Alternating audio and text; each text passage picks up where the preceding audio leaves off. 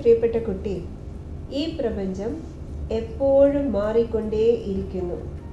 അത് വികസിച്ചുകൊണ്ടേയിരിക്കുന്നു, അത് ചലിച്ചുകൊണ്ടേയിരിക്കുന്നു. മതങ്ങൾ ഉണ്ടായത് നീതിയെക്കുറിച്ചും മനുഷ്യരുടെ അടുത്ത് പറയാനും അവരെ ദിവ്യത്വത്തിലേക്ക് അടുപ്പിച്ചു കൊണ്ടുപോകാനും വേണ്ടിയായിരുന്നു. പക്ഷേ കാലക്രമേണ നൂറ്റാണ്ടുകളിലൂടെ ഈ പഠനങ്ങൾ എല്ലാം മതങ്ങൾ മനുഷ്യരെ വളരെയധികം ഭിന്നിപ്പിക്കുകയാണ് ചെയ്തത്. എല്ലാ വേദഗ്രന്ഥങ്ങളും ദൈവികമായ ജ്ഞാനമാണ് പകർന്നു തരുന്നത്.